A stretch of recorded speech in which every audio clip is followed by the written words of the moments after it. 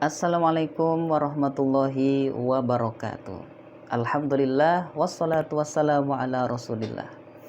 Ibnu Athaillah As-Sakandari di dalam kitabnya Al-Hikam Al-Athaiyah memberikan satu nasihat berharga kepada kita. Beliau mengatakan, "La tastaghrib wuqu'al akdar ma dumta fi hadhihi dar fa innaha ma abrazat illa ma huwa mustahiqqu na'tiha wa wajibu wasfiha." Kira-kira artinya begini.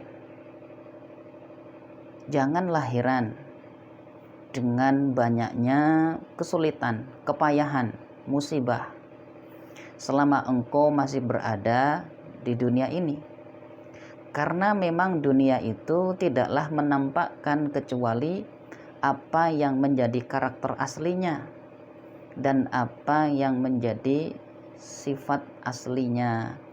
Makanya kalau kita hari ini kadang ditimpa sakit, lelah, capek, payah, itu artinya kita masih di dunia.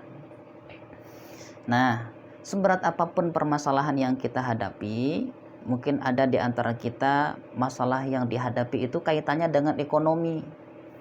Mungkin cicilan yang belum lunas, hutang yang belum tertutupi, atau masalah komunikasi dengan keluarga yang tidak harmonis, anak-anak yang susah dinasehati, atau bahkan mungkin sakit, kondisi badan yang kurang sehat, dan lain sebagainya. Intinya, siapapun kita, dimanapun kita, pada usia berapapun kita, masalah mah akan terus ada. Ketika kecil, dulu masalahnya banyak PR, pengenlah cepat besar, biar nggak ada PR. Ketika sudah lulus sekolah, masuk kuliah, banyak juga tugas. Pengennya mah selesai kuliah, biar bebas. Ternyata setelah kuliah, permasalahannya Pak, cari kerja. Udah dapat kerja, ternyata masalahnya lama-lama, pengen nikah. Belum dapat istri, resah. Udah dapat istri, apakah masalah selesai? Tidak. Kadang-kadang baru malam sedikit sudah ditelepon. Jadi nggak bebas. Belum punya anak, resah. Udah punya anak, tambah masalah. Biasanya bisa istirahat malam tuntas. Udah punya anak, akhirnya istirahat malamnya terganggu, dan lain sebagainya. Begitu seterusnya, itulah dunia.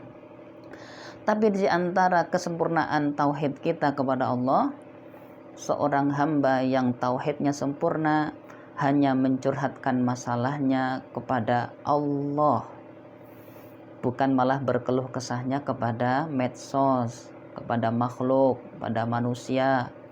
Boleh sih kita cerita curhat kepada orang lain, tapi harus pilih-pilih juga. Bukan malah curhatnya ke medsos, Facebook, dan lain sebagainya.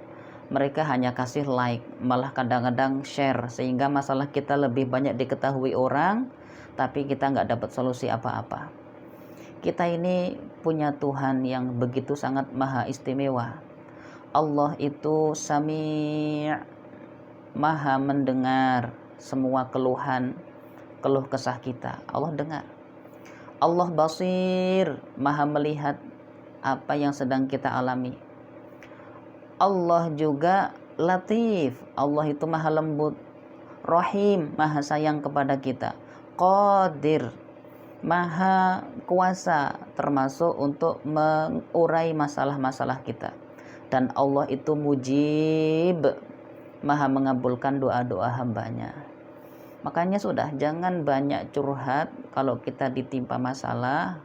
Jangan banyak curhat kepada makhluk, tapi perbanyaklah curhat kita kepada Allah yang Sami'un Basirun Latifun Qadirun Mujibun. Nabi Ayub salah satu contohnya bagaimana beliau diuji. Awalnya adalah orang yang ganteng, gagah, kaya, anaknya banyak, istrinya setia. Tapi kemudian Allah uji dengan permasalahan yang bertubi-tubi. Usahanya bangkrut satu persatu sampai ludes semua.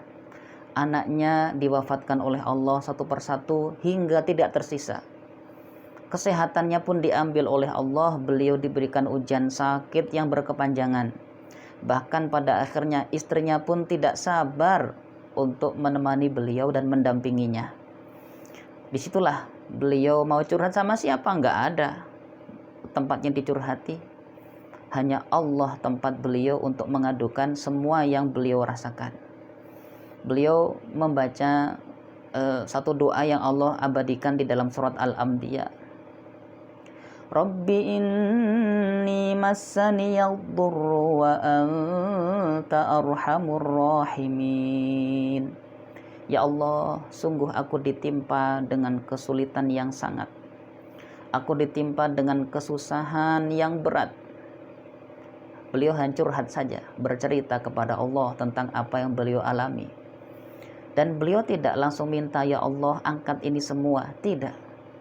Beliau curhat, dan di akhir curhatan malah beliau memuji Allah. Wa anta arhamur rahimin. Ya Allah, sungguh Engkau maha kasih sayang di antara semua yang memiliki kasih sayang.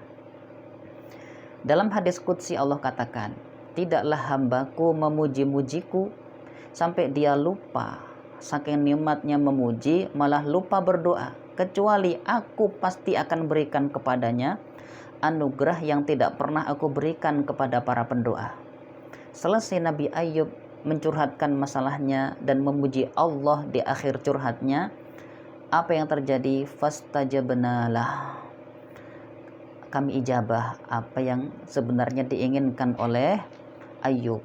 Sakitnya disembuhkan, istrinya dihadirkan, dikaruniai anak-anak kembali yang soleh, dan usahanya kembali dibangkitkan. Maka setiap kita kalau ditimpa masalah, ingatlah pertama-tama Allah. Merengeklah kepada Allah. Allah paling suka kalau hambanya sering merengek, meminta, memohon. Dalam kitab Syu'abul Iman dikatakan, kalau kamu minta kepada Allah, bersikaplah seperti anak kecil yang minta kepada orang tuanya. Seorang anak kecil yang minta kepada orang tuanya tapi belum dikabul, biasanya anak itu ngapain? Nangis, merengek-rengek, bahkan guling-guling agar orang tuanya respon dan memberikan apa yang diminta. Kita kepada Allah pun juga begitu. Kalau kita punya harapan, kita ingin menceritakan masalah yang kita alami, seringlah mengetuk pintu, kita merengek kepada Allah sebagaimana anak kecil merengek kepada orang tuanya. Kalau merengek kepada istri kok kayaknya aneh ya. Merengek kepada anak kayaknya kok malah malu ya. Merengek kepada orang tua bukan saatnya karena kita udah dewasa. Merengek kepada netizen, hancurlah citra kita. Dihujat sana sini nanti turun followersnya. Merengeklah kepada Allah. Menangislah di hadapan Allah. Minta semua kebaikan dunia akhirat kepada Allah Subhanahu wa taala. Kenapa?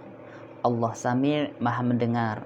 Allah Basir, Maha menatap semua masalah kita. Allah mengerti, Allah tahu, Allah melihat. Allah Latif, Maha lembut. Allah Mujib, Maha mendengar dan mengijabah doa. Dan Allah Qadir, Maha mampu mengurai semua permasalahan hidup kita semuanya. Assalamualaikum warahmatullahi wabarakatuh.